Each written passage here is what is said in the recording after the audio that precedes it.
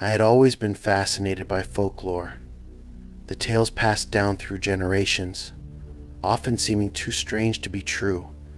However, it was during a trip to a small town in the Midwest that I found myself deeply questioning the line between myth and reality. The town, nestled between the mountains and dense forests, was known for its rich local legends, and as it turned out, some of those legends might not be so far-fetched after all. It all began when I overheard a conversation at a local diner between a group of elderly men. They were talking about a creature that had once roamed the nearby woods. They referred to it as the Wendigo, a name I recognized from the popular horror stories. But the way they spoke about it was different, as if it were not just a story but a real living thing, something they had heard about from their grandparents and their grandparents before them. The Wendigo wasn't the only creature they mentioned.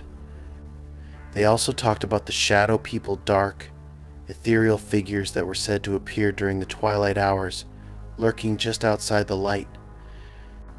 The stories intrigued me, and though I dismissed them as old men's ramblings at first, I couldn't shake the feeling that there was something more to them. The next day, I decided to visit the local library to do some research. The librarian, a woman named Ellen, was eager to share the town's history with me. She led me to a dusty section of the library filled with old journals, maps, and faded books about local legends. It was here that I first encountered the story of the Pale Hunter. According to the legend, a creature lived in the deep woods, a figure that had been spotted by several people over the years, but whose appearance was always fleeting, like a shadow at the corner of your vision. What struck me about the Pale Hunter was not its appearance, but the fact that it had been seen by so many people over such a long period of time. Ellen told me that the creature had been seen as recently as 2 years ago. A local hunter had claimed to have been followed by something tall, thin, and unnaturally pale during his time in the woods. When he turned around, the creature was gone. The hunter had never returned to the woods, and the town hadn't heard from him since. The story was chilling, but what intrigued me the most was the way people spoke about the creature. There was no sense of fear, just a quiet acceptance, as if they knew it was something that existed, even if they couldn't prove it. The Pale Hunter wasn't the only cryptid tied to the town's folklore. Another legend, the Howling Man, had been haunting the nearby hills for centuries. It was said that the Howling Man would appear on stormy nights, his cries echoing through the trees. People who had encountered him described hearing his mournful howls long before they saw his shadowy figure. But just as quickly as the sound came, it would vanish, leaving behind an unsettling silence. As I delved deeper into the local folklore, I began to realize something troubling. The creatures mentioned in the stories were not just isolated tales, they were part of a greater tapestry of strange occurrences that spanned generations.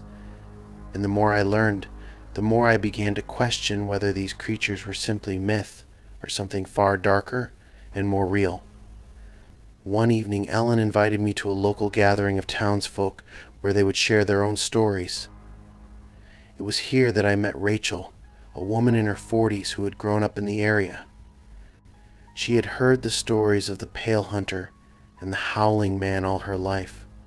But it wasn't until she had her own encounter with one of these creatures that she truly believed.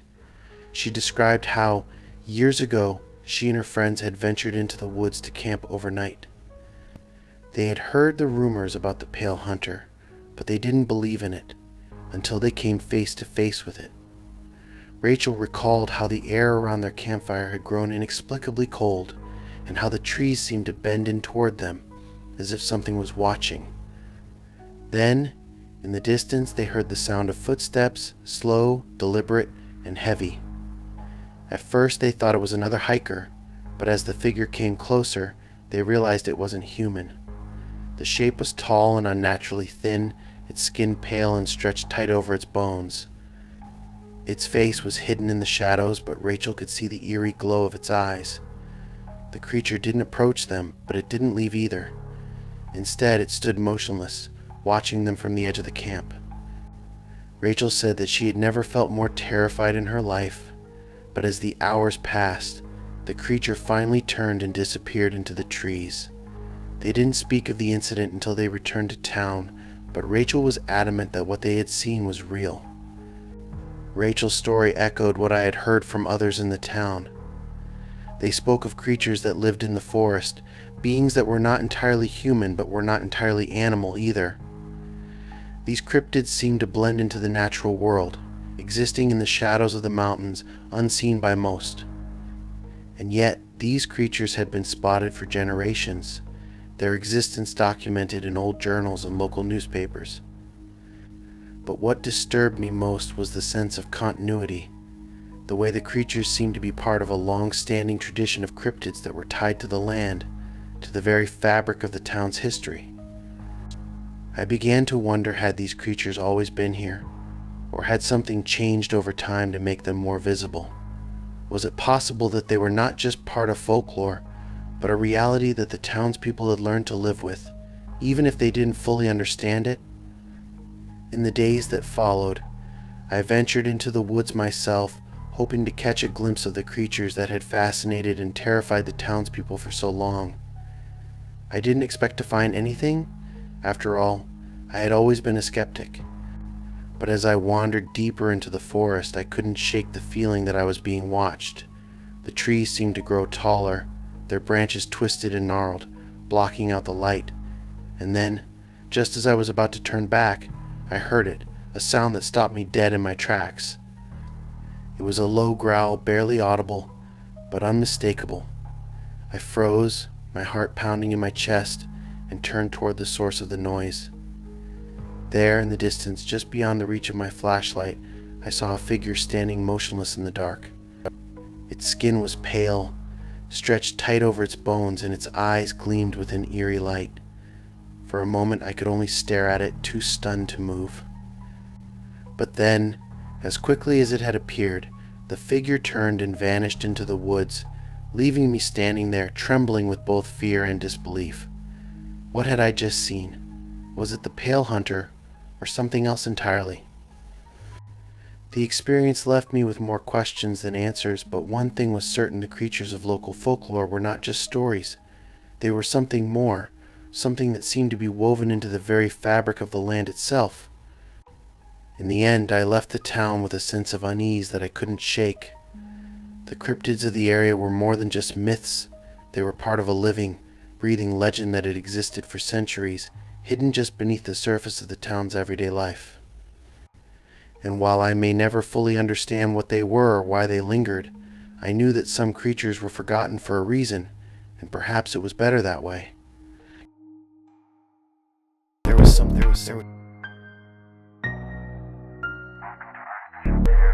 The fog hung thick over the river as I made my way down the worn path, the weight of my backpack dragging on my shoulders. The air was damp, the kind of damp that seeped into your bones and stayed there no matter how many layers you wore. This was a place that felt ancient, as though time had slowed down and everything within these woods had seen more than it let on. I had heard the rumors, of course everyone in town had. People spoke of things lurking in the depths of the river, creatures that didn't belong, but I had come here with a different intention: to investigate these tales for myself. There had always been whispers about the creature that supposedly called the river its home. They called it the river beast, a massive, shadowy figure that had been seen by a handful of brave souls who ventured too far into the water's edge.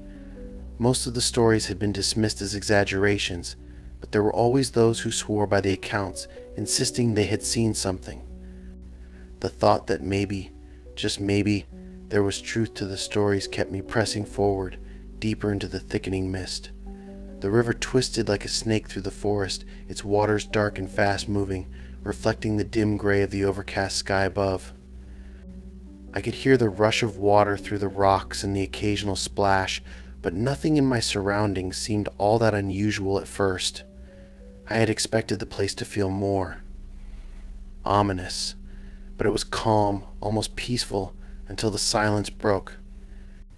A low, throaty sound echoed from the far side of the river. It was something between a growl and a grunt, a noise that didn't belong in the tranquil woods. I froze, my breath caught in my throat as I strained to listen.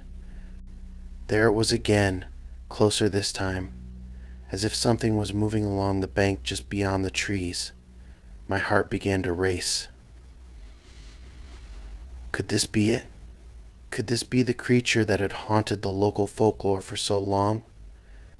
I waited, listening intently, but all I could hear was the soft splashing of water against the rocks. It was impossible to tell whether what I had heard was the sound of an animal, or something more sinister, but it had definitely been something large. Something that didn't belong in the river's calm environment. I stood still for a moment, unsure whether to investigate or turn back. The decision was made for me. From behind a cluster of trees on the opposite bank, something moved, a massive shape, tall and powerful, with the unmistakable silhouette of a creature too large to be a mere animal. I couldn't see it clearly, not yet, but the outline of its form was unmistakable. Its body was massive, almost inhuman, and it moved with a grace that belied its size.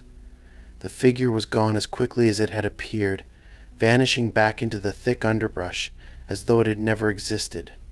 My pulse thudded in my ears as I stood motionless. What had I just seen? My mind raced through the stories I had heard, the accounts of those who had witnessed the river beast. They all described a creature that was part man, part something else, its skin slick and glistening like wet stone, its eyes gleaming with a primal hunger. Could this be the same creature that so many had claimed to encounter? For a while I debated whether I should investigate further. The logical side of me wanted to chalk it up to my imagination, to tell myself I had simply seen shadows playing tricks in the mist. But deep down, a part of me knew I couldn't leave without knowing the truth. I stepped forward, cautiously following the trail of broken branches and disturbed earth that led toward where I had seen the creature disappear. Every few steps I paused, listening for any sound that would signal the creature's return. The air was thick with the smell of damp earth and water, and the quiet was almost suffocating. As I pushed through the underbrush, something moved behind me, just a rustling of leaves, but enough to make my blood run cold. I whipped around, but saw nothing but the mist, rolling in thicker now, obscuring the path behind me. The feeling of being watched crept over me, and I couldn't shake the sense that I wasn't alone. The river beast was near, perhaps closer than I had realized. Then I heard it again, a low growl, vibrating through the ground beneath my feet. It came from the river, louder now, almost deafening in its intensity. I turned back to face the water, heart racing as I scanned the edge of the riverbank. The shape appeared again, but this time it was closer, so close I could make out its features. Its skin was pale, almost translucent, with patches of scales that shimmered in the dim light. Its eyes were large, glowing like coals, and they locked onto mine with a predator's focus. The creature's mouth opened slightly, revealing sharp, jagged teeth that gleamed in the misty air. I stood frozen, unsure whether to run or stay. It was as if time itself had stopped. But the creature didn't move. It didn't lunge or attack as I had feared. Instead, it simply watched, its gaze unwavering. I felt a chill run down my spine as I realized that it was studying me, analyzing me, perhaps, like a curious animal. It seemed to know that I wasn't a threat. It didn't seem interested in attacking, just in watching. After a long, agonizing moment, the creature slowly turned and vanished back into the river, disappearing beneath the surface as silently as it had appeared. I stood there, shaking, trying to process what had just happened. I had seen it, the river beast. But what was it? Was it a creature of the water, or something far older? Something that had learned to remain hidden from human eyes? I couldn't say for certain. But I knew one thing: it was real. This creature, whatever it was, existed. I slowly made my way back to the town, my thoughts racing. The fog had thickened further, and the air felt colder as I retraced my steps. I couldn't help but wonder if I had just stumbled upon something far greater than a myth, something that had been hiding in plain sight for centuries. The stories weren't just stories anymore. They were truths, buried deep within the land, waiting to be uncovered. When I returned to town, I shared my experience with a few of the locals, but their reactions were less than surprised. Most of them had heard similar tales of the river beast, though few had been brave enough to venture near the water at night. They didn't seem frightened by it, more like they had accepted its existence long ago. I left the river that day with more questions than answers, but I couldn't deny what I had seen. There was no turning back now. The river beast was real, and I had encountered it, an encounter that would stay with me for the rest of my life.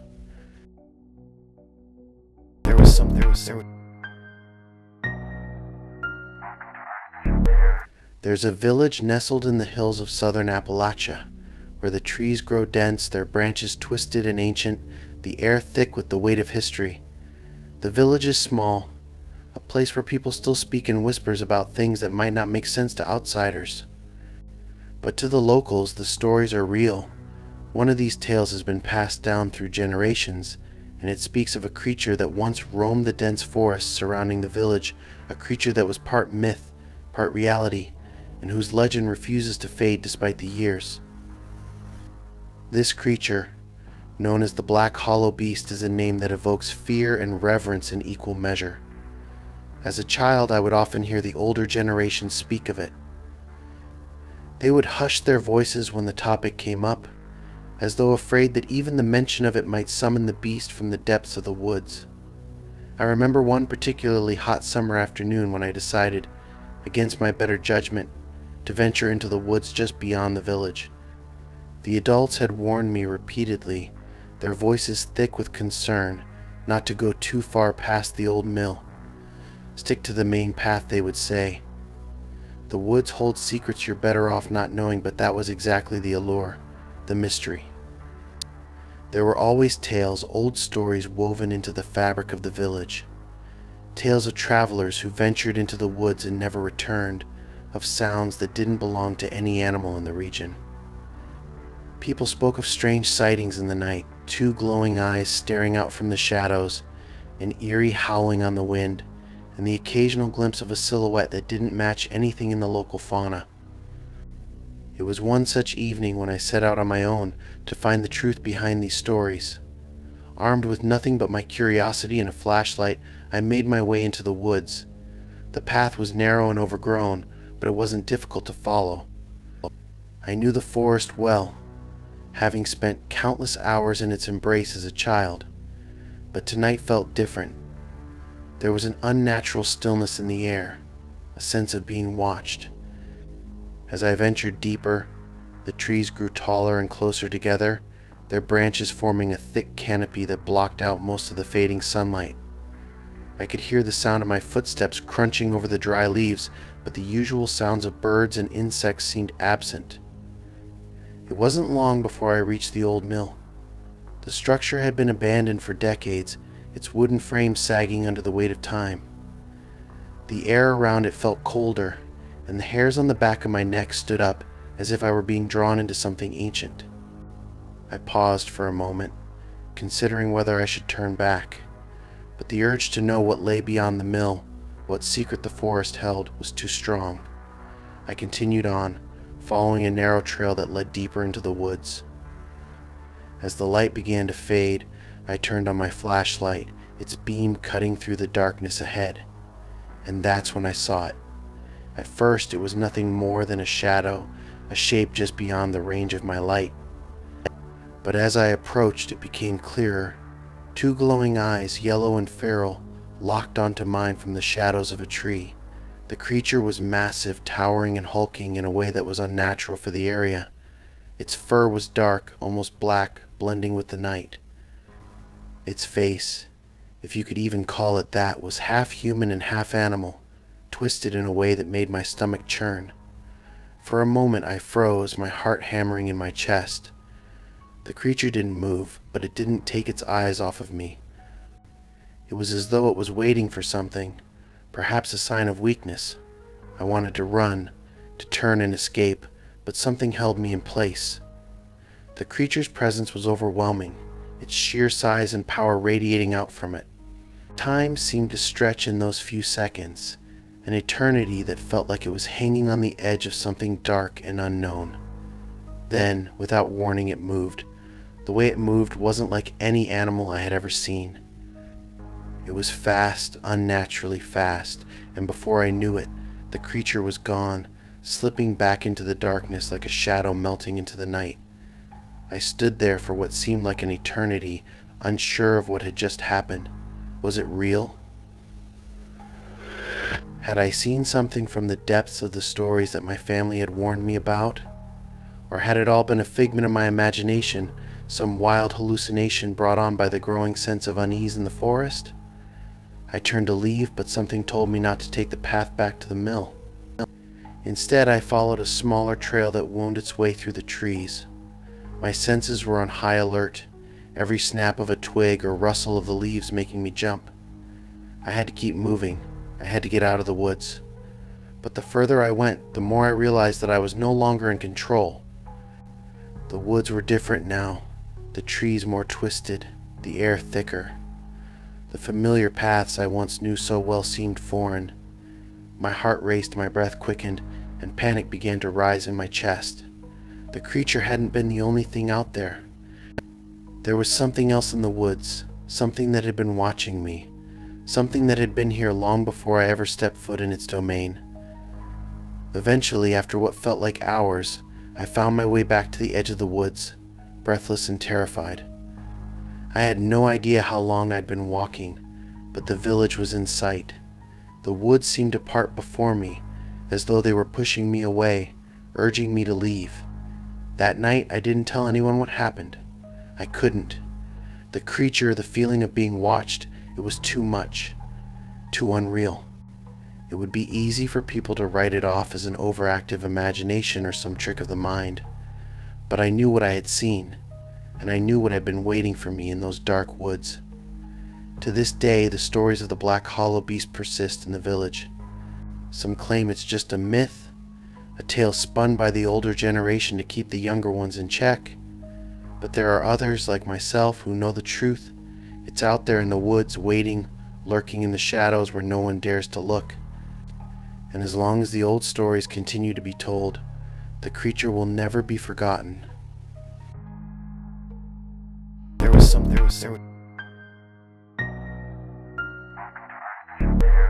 I grew up in a small town by the river, a place where everyone knew everyone else, and the woods seemed to stretch on forever. The river was always a constant presence, flowing lazily through the town, its banks lined with thick trees and tangled underbrush.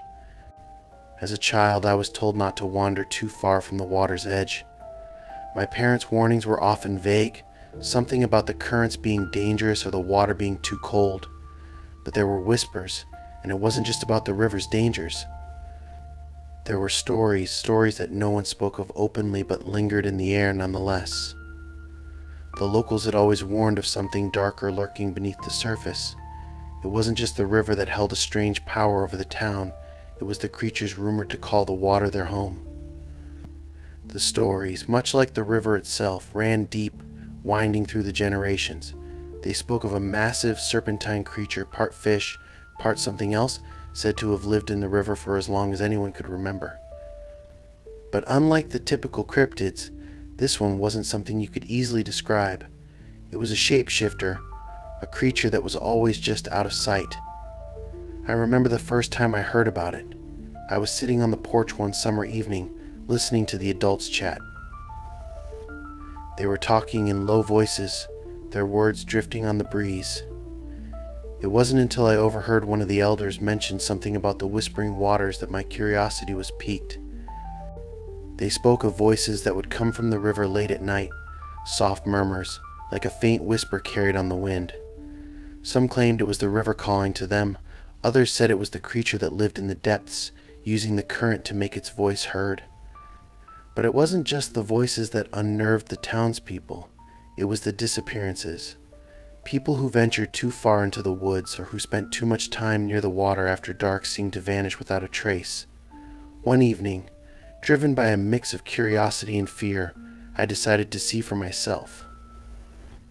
It wasn't uncommon for people to walk the banks of the river, particularly at sunset, when the light cast an eerie glow over the water.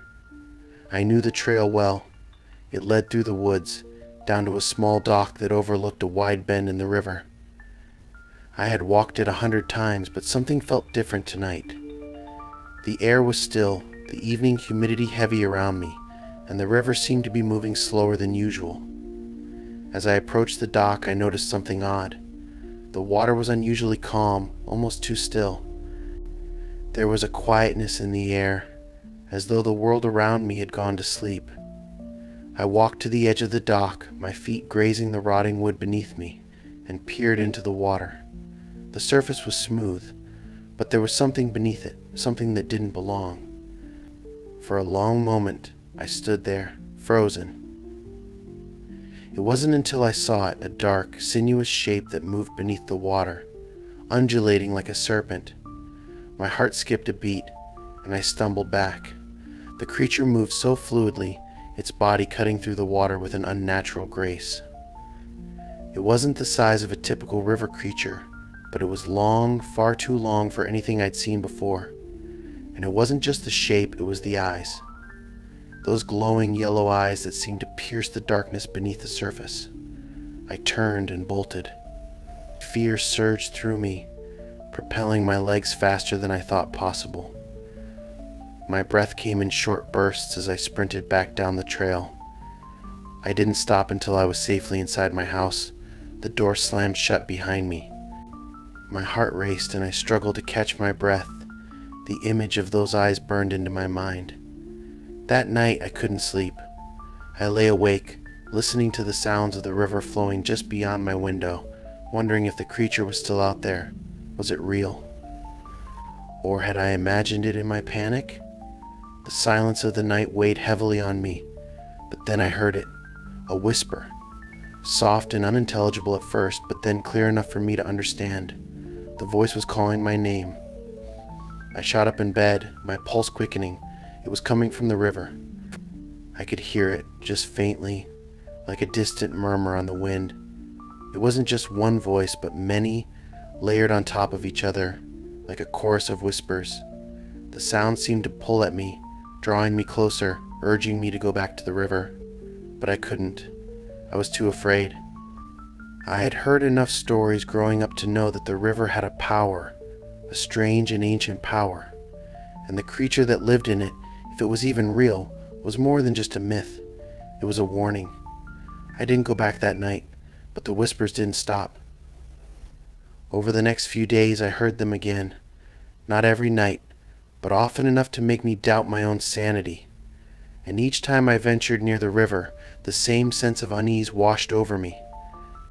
I had heard the stories, the warnings, but nothing had prepared me for the feeling of being so small, so insignificant, in the presence of something that seemed to defy explanation. What I encountered that night by the river wasn't just a cryptid. It was a reminder that some things, some creatures, are tied to the land in ways we can't understand. They don't belong to the stories we tell, the folklore we pass down. They transcend that. And perhaps that's the most terrifying part of all. Some things are too old to be known, too deep to be understood, and some creatures lurk just beneath the surface, waiting. The river still runs through the town, and the stories still circulate. There are always those who think it's nothing more than a myth, a figment of the imagination. But there are others, like me, who know the truth. The creature is out there beneath the water, in the silence of the river's depths. And sometimes, when the wind is just right, you can hear its voice calling to you. There was something